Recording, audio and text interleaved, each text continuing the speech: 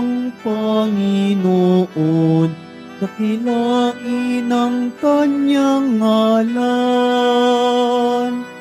Purihin siya'y awitan at papurihan magpakailanman. Purihin siya'y awitan at papurihan magpakailanman. Sa ngalan ng Ama at ng Anak at ng Espiritu Santo, Amen. sumainyo ang Panginoon. At sumaiyo rin. Mga kapatid, aminin natin ang ating mga kasalanan upang tayo'y maging marapat gumanap sa banal na pagdiriwang.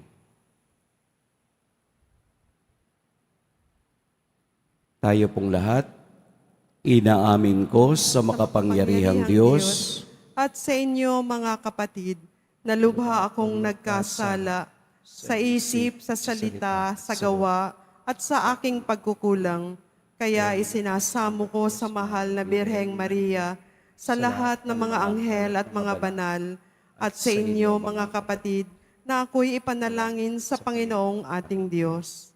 Kaawaan tayo ng makapangyarihang Diyos, patawarin tayo sa ating mga kasalanan, at patnubayan tayo sa buhay na walang hanggan. Amen.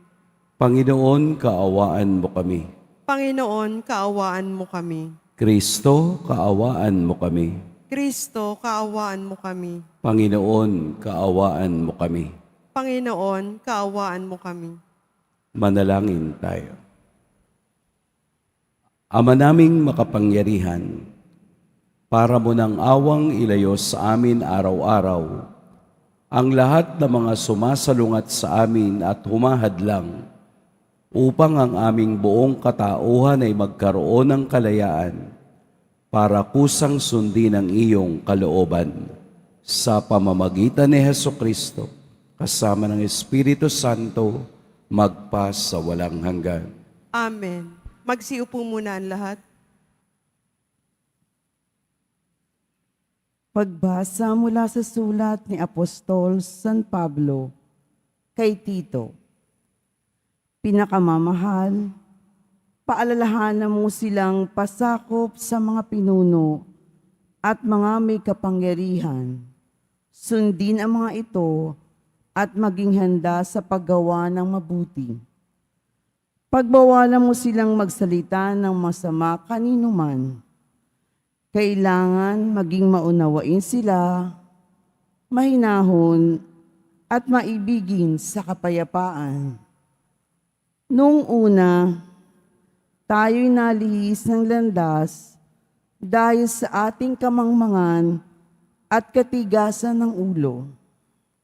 Naging alipin tayo ng sariling damdamin at lahat ng uri ng kalayawan. Naghari sa atin ang masamang isipan at pagkainggit. Tayo'y kinapuotan ng iba at sila'y kinapuotan din natin. Ngunit nang mahayag ang kagandahan loob at pag-ibig ng Diyos na ating tagapagligtas, tayo'y iniligtas niya. Natamo natin ito hindi dahil sa ating mabubuting gawa, kundi sa kanyang habag sa atin. Naligtas tayo at ipinanganak na muli sa Espiritu Santo na siyang luminis at nagbigay ng bagong buhay sa atin. Sa pamamagitan ng ating tagapagligtas na si Hesukristo, ibinuhos sa ating ng Diyos ang Espiritu Santo upang tayo'y pabanali ng kanyang pag-ibig at kamtan natin ang buhay na ating inaasahan. Ang salita ng Diyos. Salamat sa Diyos. Pastol ko'y Panginoong Diyos, hindi ako magdarahop. Pastol ko'y Panginoong Diyos, hindi ako magdarahop. Panginoon, aking pastol, hindi ako magkukulang. ako'y ipinahihimlay sa mainam na pastulan at inaakay niya ako sa tahimik na batisan. Binibigyan niya ako niyong bagong kalakasan. Pastol ko'y Panginoong Diyos, hindi ako magdarahop. At sang-ayon sa pangako na kanyang binitiwan, sa matuwid na landas, doon ako'y inaakay. Kahit na ang daan iyong tumatahak sa karimlan, hindi ako matatakot pagkat ika'y kaagapay. Ang tungkod mo at pamalo, ang gabay ko at sanggalang. Pastol ko'y Panginoong Diyos, hindi ako magdarahop. Sa harapan ng lingkod mo, ikaw ay may handang dulang. Ito'y iyong ginagawa, nakikita ng kaaway. Nalulugod ka sa akin, na ulo ko ay langisan, at pati na ang kalis ko ay iyong pinapaapaw. Pastol ko'y Panginoong Diyos, hindi ako magdarahop. Tunay na pa ang pag-ibig mo at iyong kabutihan. Sa akin tataglayin habang ako ay nabubuhay. Doon ako sa templo mo lalagi at mananahan. Pastol ko'y Panginoong Diyos, hindi ako magdarahop. Magsitayo po ang lahat.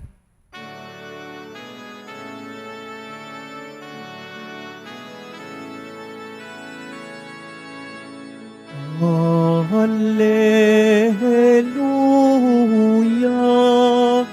Hallelujah,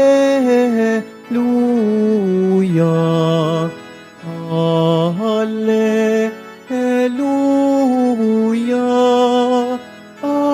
Hallelujah.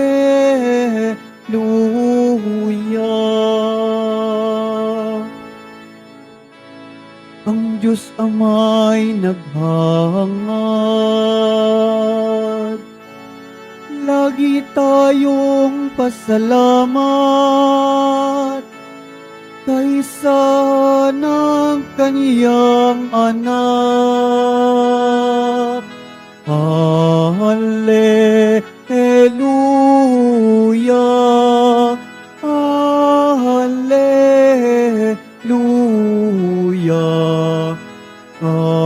Hallelujah, Hallelujah.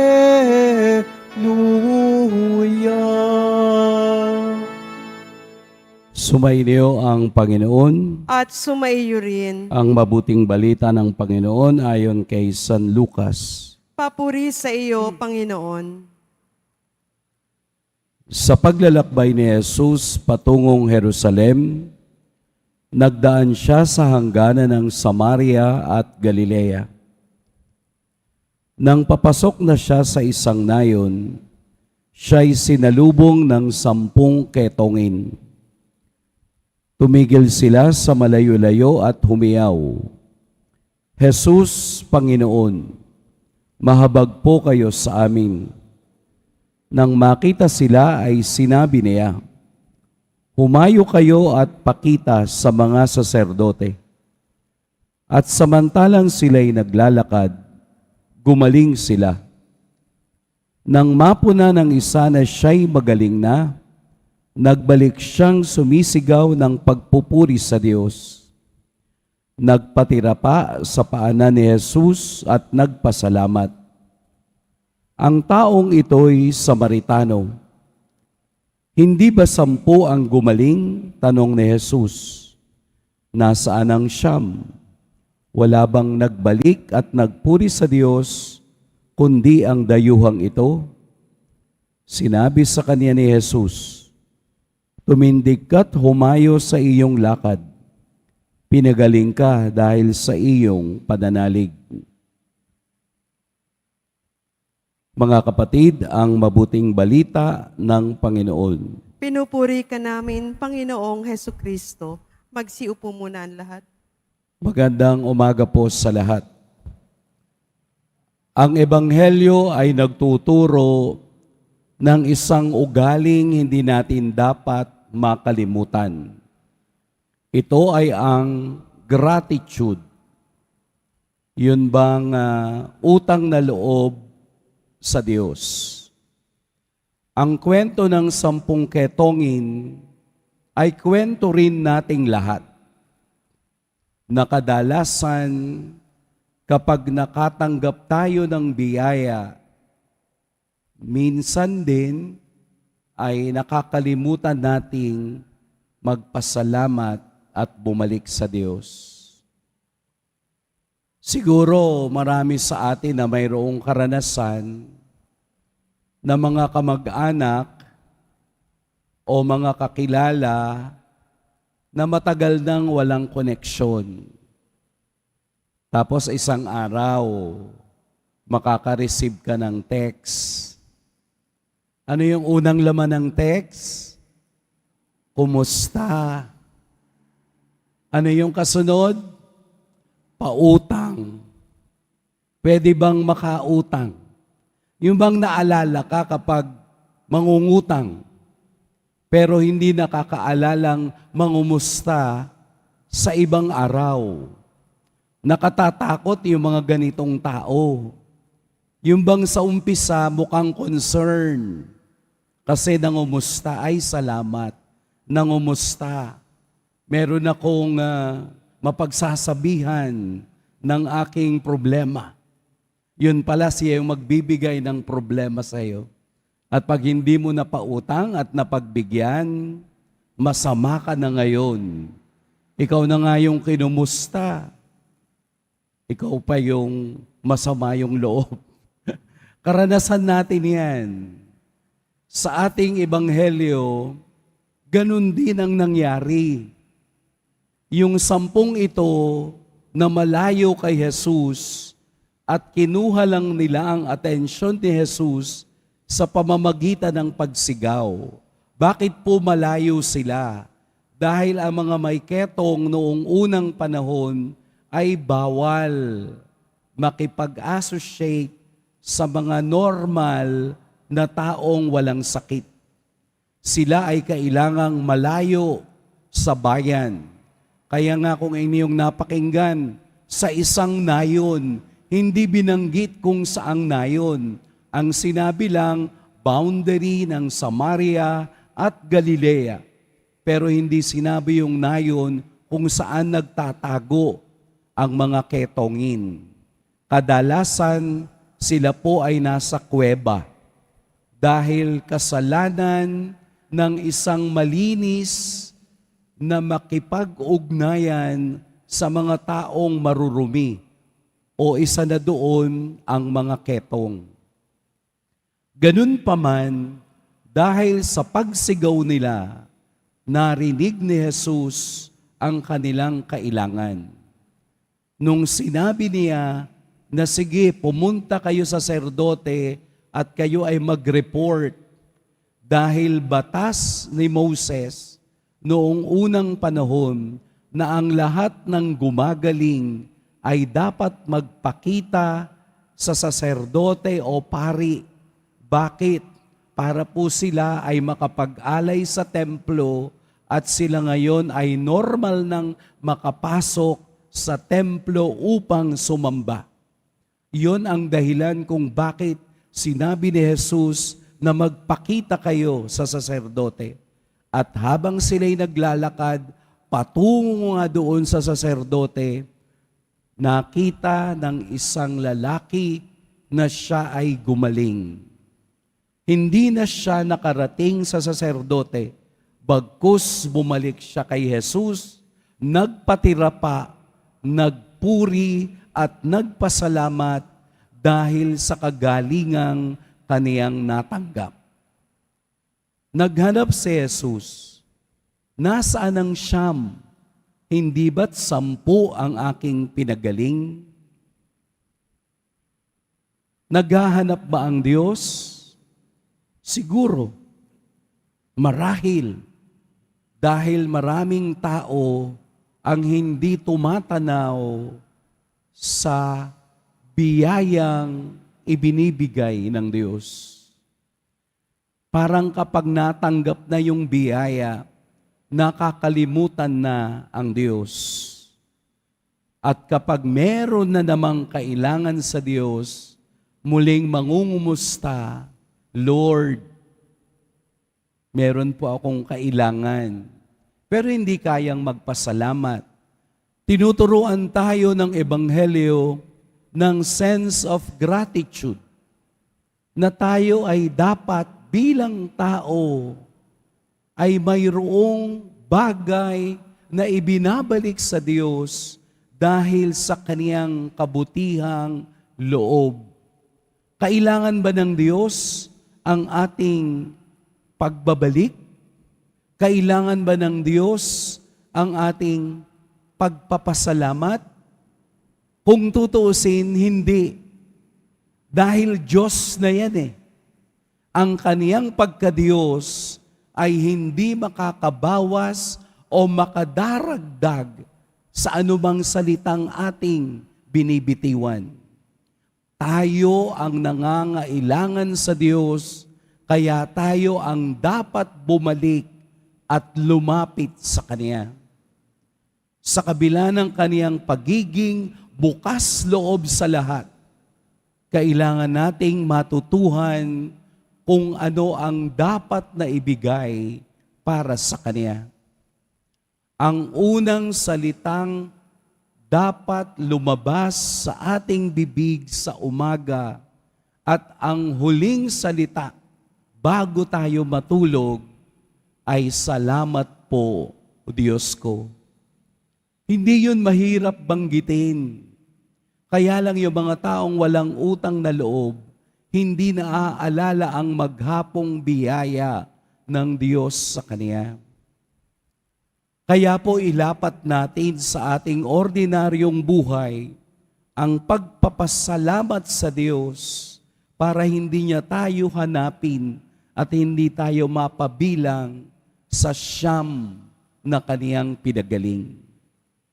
Buti pa yung Samaritano, hindi siya kabilang sa pinaghaharian ng Diyos, hindi siya kabilang sa bayang pinili ng Diyos, hindi siya kabilang sa mga Hudyo na naniniwalang sila ang ililigtas ng Diyos. Isang estranghero mula sa Samaria ang bumalik at nagpasalamat.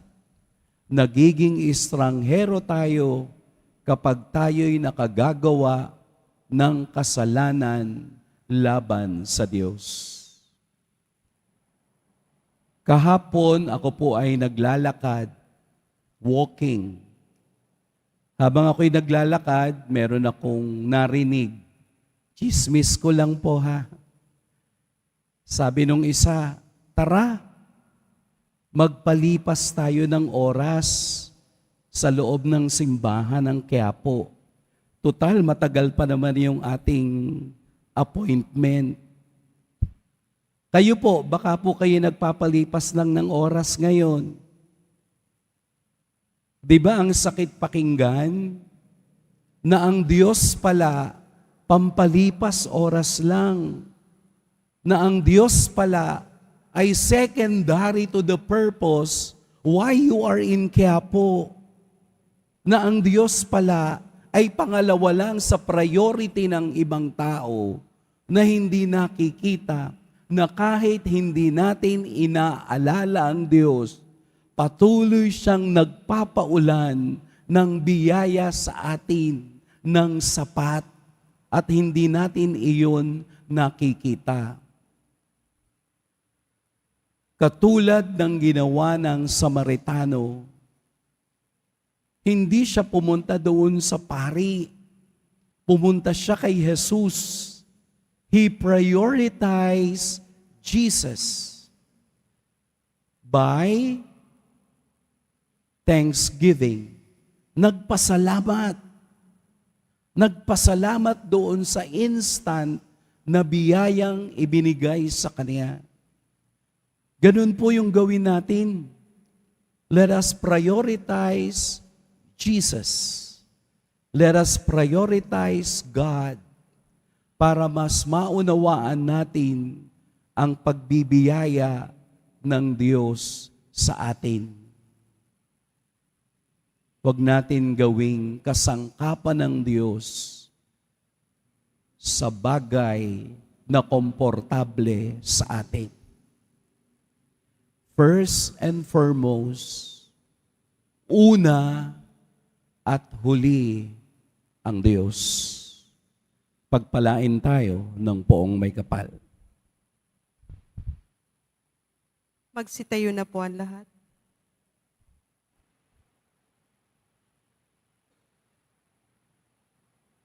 Minamahal kong mga kapatid, labis na mapagbigay ng biyaya, kagalingan at kapatawaran ang Panginoon. Subalit ipinagwawalang bahala natin ang mga ito. Nakakalimutan nating siyang pasalamatan.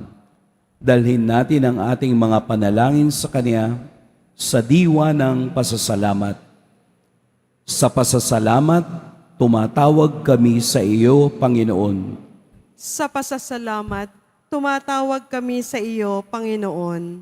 Ang simbahan sa lupa, naway patuloy na hilumin sa kapangyarihan ng Espiritu Santo ang mga may wasak na buhay.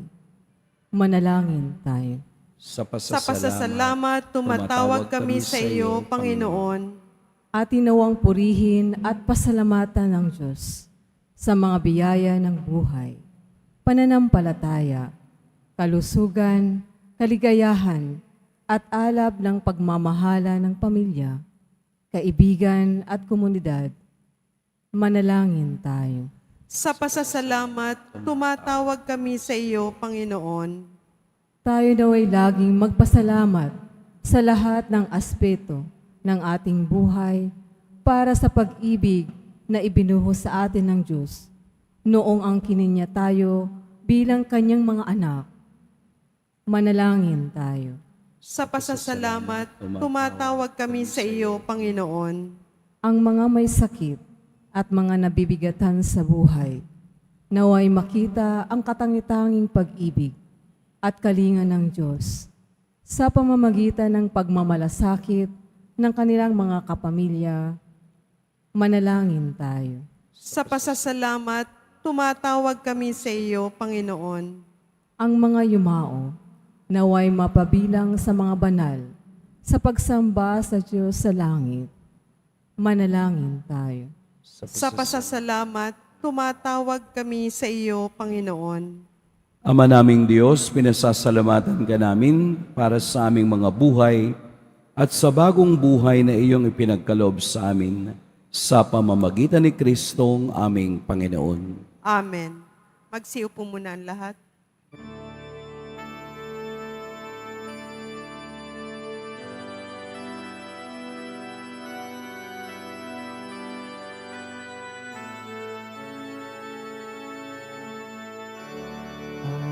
Aming alay sa iyo, Panginoon. Ang tinapay at alak na iyong kaloob upang gunitain ang iyong buhay na inialay nang tayo'y magdiwang bilang isang sambayanan.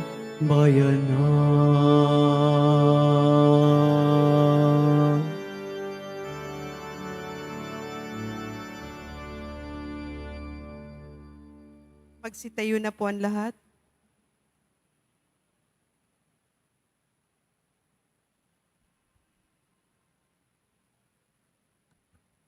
Manalangin kayo mga kapatid upang ang paghahain natin ay kalugdan ng Diyos samang makapangyarihan.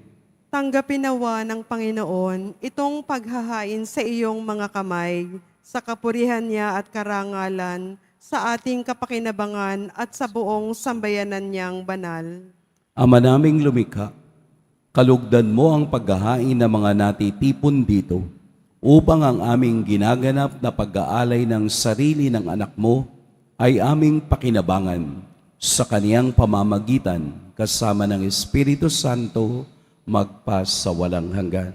Amen. Sumainyo ang Panginoon. At sumaiyo rin. Itaas sa Diyos ang inyong puso at diwa. Itinaas na namin sa Panginoon. Pasalamatan natin ang Panginoong ating Diyos. Marapat na siya ay pasalamatan. Ama naming makapangyarihan, tunay ngang marapat na ikaw ay aming pasalamatan. Sa iyong paglingap at kagandahang loob, ang tao'y nilikha mo't pinangasiwa sa sansinukob. Sa hangad mong siya'y iwastong lubos, siya'y pinagdusa mo sa kaniyang pagtalikod. Sa iyong paggiliw iyong ipinahintulot na makabalik siya sa pamamagitan ni Kristo Jesus. Kaya kaisa na mga anghel na nagsisiawit ng papuri sa iyo, nang walang humpay sa kalangitan, kami nagbubunyi sa iyong kadakilaan. Santo, Santo, Santo, Panginoong Diyos ng mga hukbo, napupuno ang langit at lupa ng kadakilaan mo. O sana sa kaitaasan, pinagpalang na paririto sa ngalan ng Panginoon. O sana sa kaitaasan, magsiluhod po ang lahat. Ama naming banal, ikaw ang bukal ng tanang kabanalan. Kaya't sa pamamagitan ng iyong Espiritu, gawin mong banal ang kaloob na ito upang para sa amin maging katawan at dugo ng aming Panginoong Heso Kristo. Bago niya pinagtiis ang kusang loob na maging handog, hinawakan niya ang tinapay, pinasalamatan kaniya, pinaghati-hati niya iyon, iniabot sa kaniyang mga alagad at sinabi, tanggapin ninyong lahat ito at kanin. Ito ang aking katawan na ihahandog para sa inyo.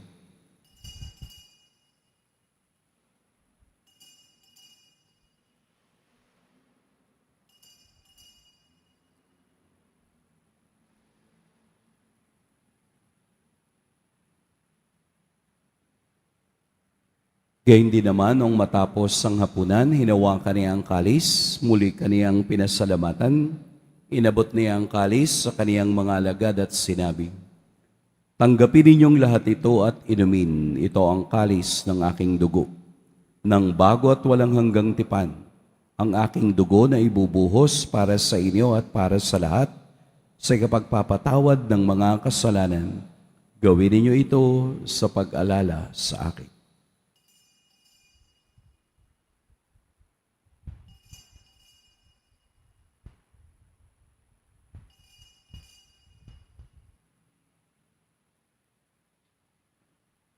Magsitayo na po ang lahat.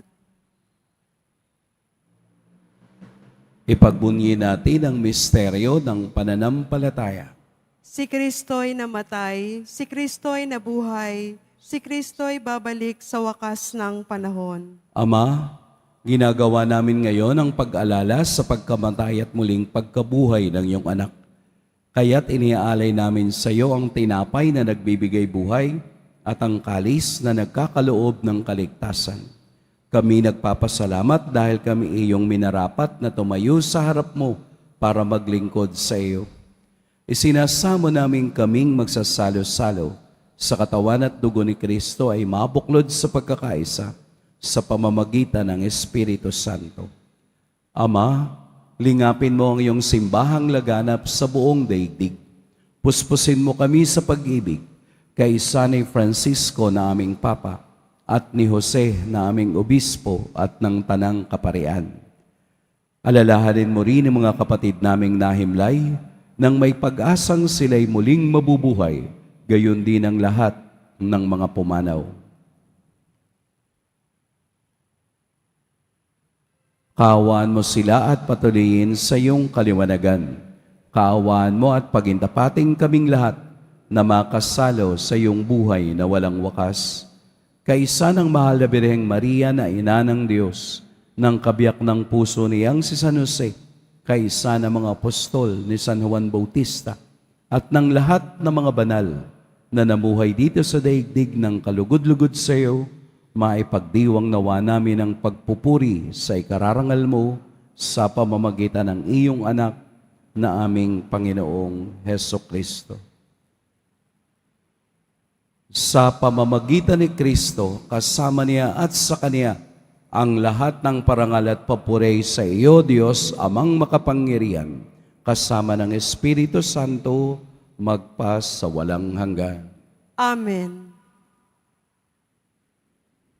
Sa tagubilin ng nakagagaling na utos at sa turo ni Jesus na Panginoon natin at Diyos, ipahayag natin ng lakas loob. Ama namin, Sumasalangit ka, sambahin ang ngalan mo, mapasa amin ang kaharian mo, sundin ang loob mo dito sa lupa para nang sa langit. Bigyan mo kami ngayon ng aming kakanin sa araw-araw, at patawarin mo kami sa aming mga sala, para ng pagpapatawad namin sa nagkakasala sa amin.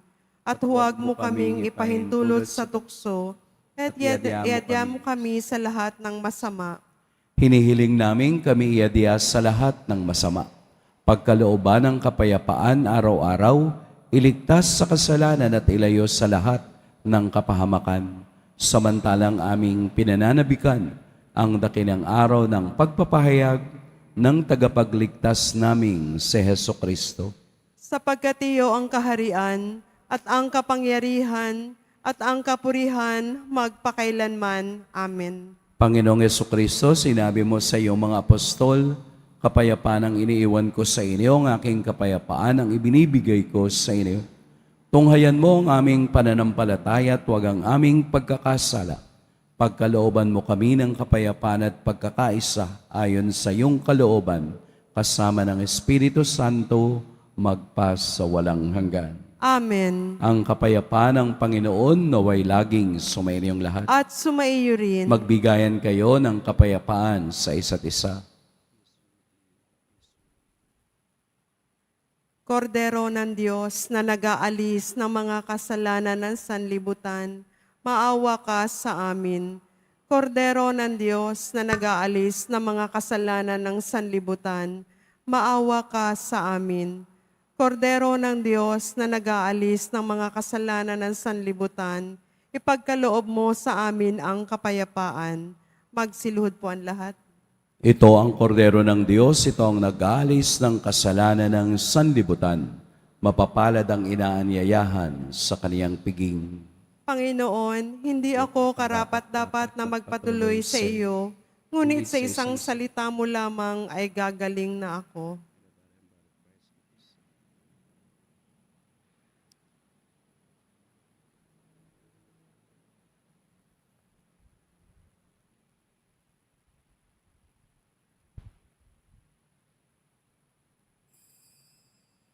Para sa lahat ng tatanggap ng banal na komunyon, sasagot po tayo ng amen pagkasabi ng pari o ng lay minister ng katawan ni Kristo at isubo agad sa bibig bago umalis sa harapan ng pari o lay minister. Sumunod po tayo.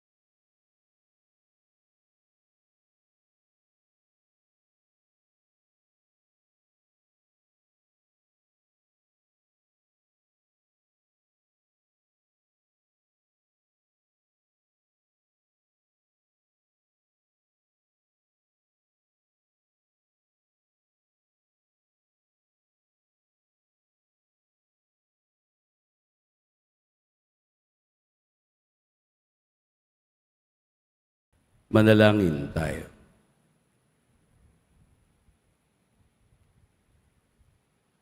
Ama naming mapagmahal, tinatanaw naming utang na loob ang banal na pakikinabang at iniluluhog namin ang Espiritu Santo ay mag-umapaw sa kalooban naming kaniyang tinitigib ng iyong kadakilaan upang ang iyong kagandahang loob ay manatili sa amin palagian sa pamamagitan ni Hesukristo kasama ng Espiritu Santo magpa sa walang hanggan.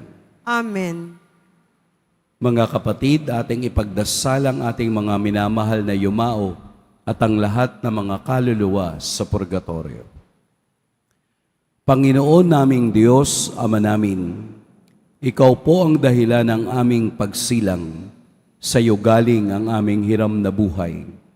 Buong kababaang loob po kaming nananalangin at kami nagmamakaawang kalugdan mo po ang mga kaluluwa ng mga pumanaw na sa mundong ito.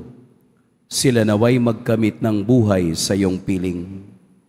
Alisin mo ang anumang mga karumihan ng kasalanan upang sila ay maging marapat sa iyong walang hanggang kalinisan. Iahon mo sila mula sa purgatorio at bigyan ng puwang sa iyong kaharian sa langit. Kapayapaan kailanman ang igawad ng may kapal sa mga yumaong nagsipanaw. Sila naway silayan ng iyong ilaw na walang hanggan. Amen. Mapanatag nawa sila sa kapayapaan. Amen.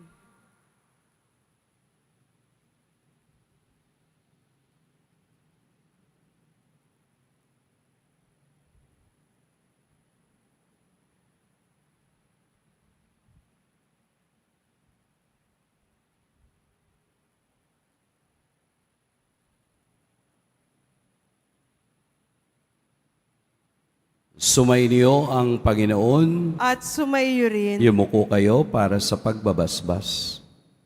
Mahal na poong Jesus Nazareno, inihayag mo sa pamamagitan ng krus ang walang maliw na pag-ibig ng Diyos sa sangkatauhan. Pakinggan mo ang kahilingan at dalangin ng iyong angkan na nagsusumamo sa iyo. Makamtan nawa nilang iyong katugunan at tanggapin ang kasagutan na may utang na loob na tinatanaw. Basbasan din po ninyo ang mga daladala nilang mga imahen at dasalan. Sa pamamagitan ng bendisyon na ito, naway maalala nila ang mga pangako nila noon sa binyag, na ikaw ang kanilang iibigin at paglilingkuran bilang Panginoon magpas sa walang hanggan. Amen. At pagpalain kayo ng makapangyarihan at mapagmahal na Diyos, ang Ama at Anak at Espiritu Santo. Amen. Humayo kayong taglayang kapayapaan ng poong Jesus Nazareno. Salamat sa Diyos.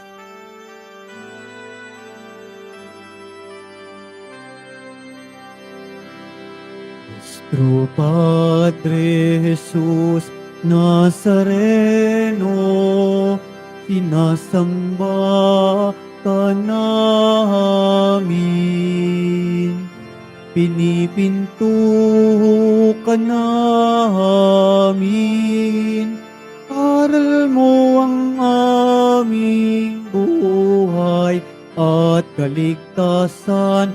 Nuestro Padre Jesus Nazareno, iligtas mo kami sa kasalanan. Ang krus mong kinamatayan ay sagisag ng aming kaligtasan. Nuestro Padre Jesus Nazareno, dinarangal ka namin. Nuestro Padre Jesus Nazareno, nilulwalhati ka namin. Nuestro Padre Jesus Nazareno, dinarangal ka namin. Nuestro Padre Jesus Nazareno, nilulwalhati ka namin.